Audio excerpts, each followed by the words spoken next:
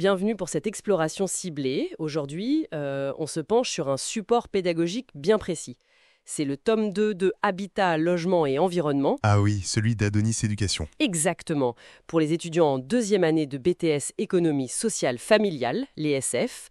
L'objectif, c'est un peu de voir ce qu'il y a dedans, les pépites, pour comprendre ce que ces futurs pros doivent maîtriser. Et c'est un domaine vraiment crucial.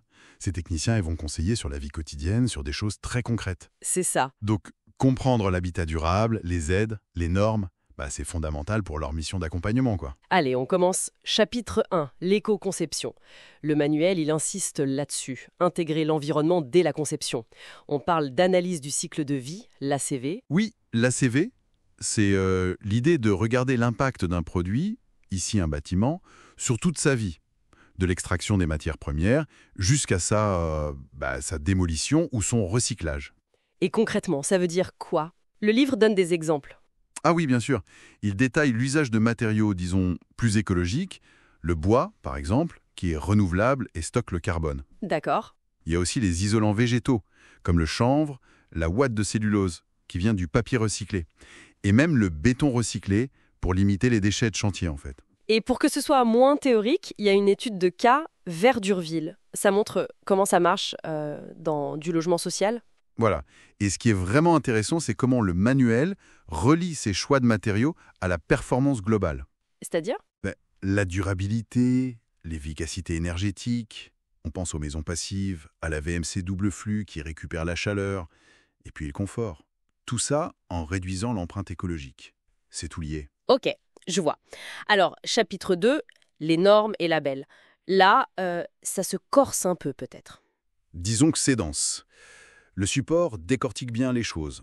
La RT 2020, par exemple, qui vise le bâtiment à énergie positive, le BEPOS. Celui qui produit plus d'énergie qu'il n'en consomme. C'est ça.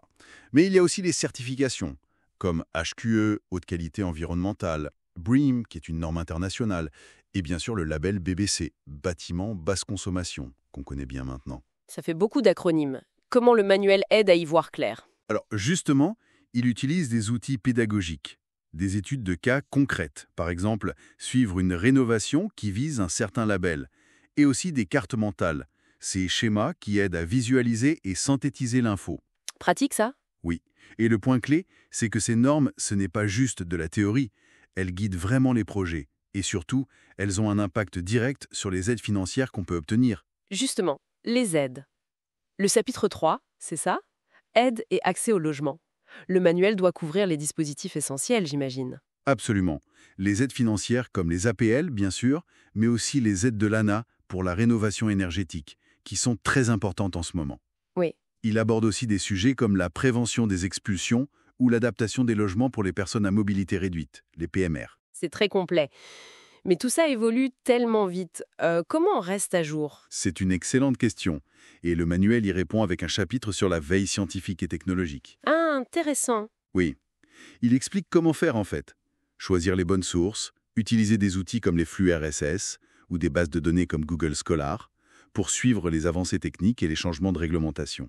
C'est vital pour donner un conseil qui soit pertinent, quoi. D'ailleurs, en parlant de pertinence et de formation, il faut dire que ce manuel, il fait partie d'un tout chez Adonis Éducation. Il propose une formation complète à distance pour ce BTS ESF. Oui, c'est un accompagnement global. Voilà. Avec des cours, des devoirs, corrigés par des profs dédiés, un suivi, des forums. Et, il me semble, c'est accessible à partir de 69 € par mois. C'est vraiment un écosystème pour aider les étudiants.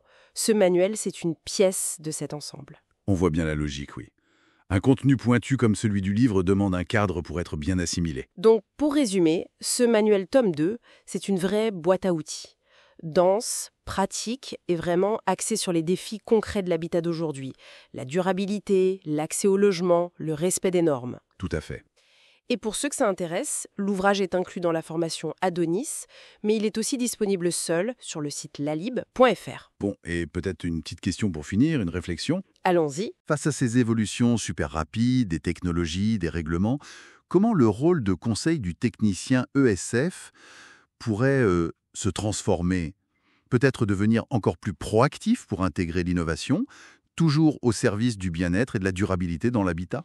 Bonne question pour la route. Ça laisse à réfléchir sur l'avenir de ce métier essentiel.